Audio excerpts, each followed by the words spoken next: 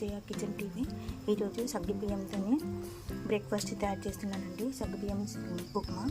దీనికి కావాల్సిన ఇంగ్రీడియంట్స్: సగ్గుబియ్యము 1-2 గ్లాసులు తీసుకొని ఓవర్ నైట్ సగ్గుబియ్యం మునిగే వరకు పెట్టి నైట్లో నానబెట్టాను.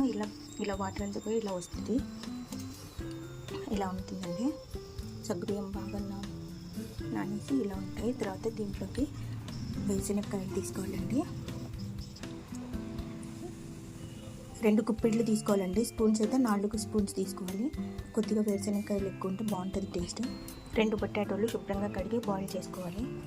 దీంట్లో కొద్దిగా ఆయిల్ వేసి 2 పచ్చిమిరపకాయలు వేసి దాంట్లోనే కొద్దిగా పసుపు,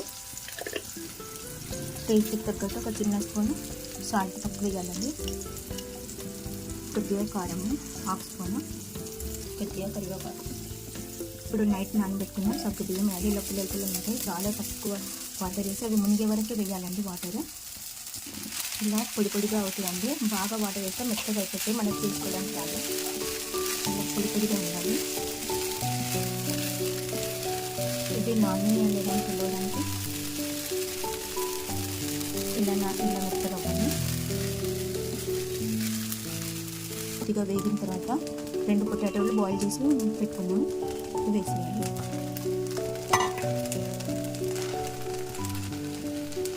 ఇలా స్పూన్తో అన్నామని మెత్తగా అయితే ఇలా కొద్దిగా మెత్తగా అంటే అవి నలిగిపోతాయండి. ఇప్పుడు దీంట్లోనే ఇలా నల్లగొట్టి పెట్టుకున్న వేరుశనగకాయలు వేసేయాలండి. తొక్క తీసి ఫ్రెష్గా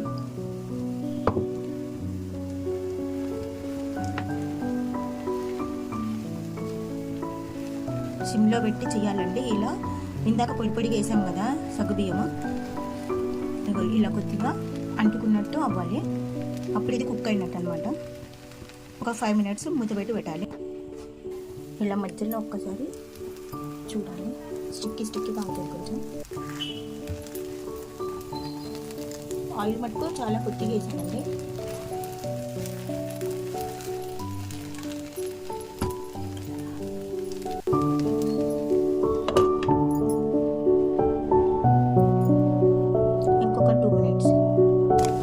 ఇలా స్టిక్కీ అవ్వాలి. మనము పొడిగా వేసాం కదా, ఇప్పుడు కుక్ అయినట్టు. ఇది చిన్న పిల్లలకి పెట్టినా మనం తీసుకొని తిన్నా చాలా మంచిదండి ఆరోగ్యానికి. ఒక 3 డేస్ ఒకసారి ఉపవాసాలు ఫాస్టింగ్ అట్లా ఉన్నప్పుడు కూడా ఇది తయారు చేసుకోవాలి. ఒడిశా వాళ్ళు అయితే కంపల్సరీ ఫాస్టింగ్ ఉన్న రోజు ఇది తయారు చేసుకొని నెక్స్ట్ డే తింటారండి. ఫాస్టింగ్ నెక్స్ట్ డే అంతేనండి, రెడీ టు ఈట్. కొద్దిగా మొత్తం గార్నిష్ చేసుకుంటే